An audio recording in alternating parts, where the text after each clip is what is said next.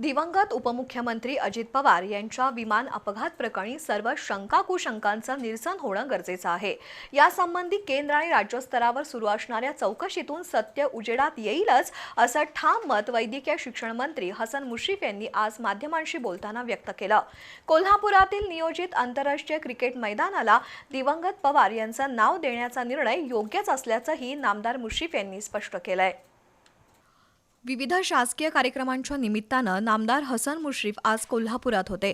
यावेळी त्यांनी माध्यमांशी संवाद साधत विविध विषयांवर आपली मतं व्यक्त केली। आमदार रोहित पवार यांनी बारामतीमधील विमान अपघात प्रश्नी उपस्थित केलेल्या भूमिकेला मुश्रीफ यांनी सहमती दर्शवली। त्यातूनच या विमान अपघात प्रकरणी सर्व शंका-कुशंकांचं निरसन होणं गरजेचं आहे।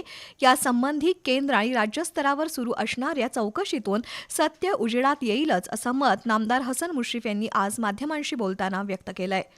काही वेळेला राज्याचे मुख्यमंत्री सांगितलं होतं की लोकांच्या मनातल्या शंका या गेल्याच पाहिजेत आणि या ज्या शंका उपस्थित झालेल्या आहेत किंवा ज्याच्याबद्दल अनेक आक्षेप घेतले गेले आहेत त्याची सखोल चौकशी राज्य शासन करेल, केंद्र सरकार करेल आणि मला वाटते मुख्यमंत्र्यांनी अतिशय गांभीर्याने हा विषय घेतलेला आहे आणि त्याची चौकशी सुरू आहे। ते रोहित पवारांना माझी विनंती आहे की त्यांचे चुलत्यांचा अपघात झालेला आहे, जसा ज्यांना दुःख झालं त्यांच्यापेक्षा आम्हालाही जास्त झालेला आहे, आम्हालाही त्याबद्दल काळजी आहे आणि आमच्याही मनामध्ये शंका आहेत त्या आम्ही मुख्यमंत्री मोदींच्याकडे व्यक्त केलेल्या आहेत। परंतु बाकीच्या ज्या गोष्टी आहेत त्या आमच्या पक्षातल्या अंतर्गत गोष्टी आहेत, त्यामध्ये रोहित पवारांनी मला वाटते कृपया भाग घेऊ नये। त्यांनी अजित पवारांच्या अपघाताबाबत जी आता माहिती दिलेली आहे त्याचा ते पाठपुरावा करतायत ते मला वाटतं एक त्याचा परिणाम म्हणून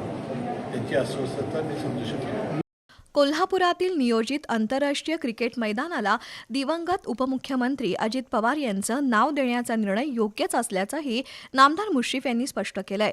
नामदार अजित पवार यांच्या निधनानंतर राष्ट्रवादी काँग्रेसमध्ये निर्माण झालेल्या राजकीय परिस्थितीवरही नामदार मुश्रीफ यांनी भाष्य केलं। पक्षाच्या नेतेपदाची कमान स्वीकारण्यासंबंधी कोणामध्येही मतभेद नाहीत। श्रीमती सुनेत्रा पवार यांची पक्षनेतेपदी सर्वानुमते निवड झाली आहे, तरीही खासदार प्रफुल्ल पटेल आणि सुनील तटकरे यांना टार्गेट का केलं जातंय हे समजत नाहीये असा सवाल नामदार मुश्रीफ यांनी उपस्थित केलाय।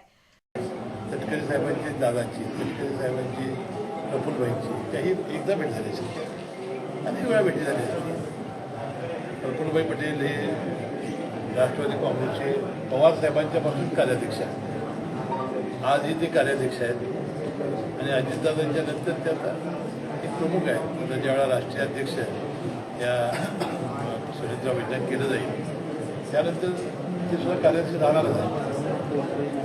आता तटकरे साहेब प्रदेशाध्यक्ष आता मला हेच समजत नाही, मी ज्या दिवशी मतदान होतं त्या दिवशी मी त्याचा खुलासा केला होता की हे दोन विलन कसे होऊ शकतात, यांना टार्गेट का केलं जातं आहे। जर प्रदेशाध्यक्ष सुनील तटकरे असतील आणि ते आमदारांची मिटिंग बोलण्यासाठी त्यांना अधिकार असेल तर त्याची चूक काय आहे।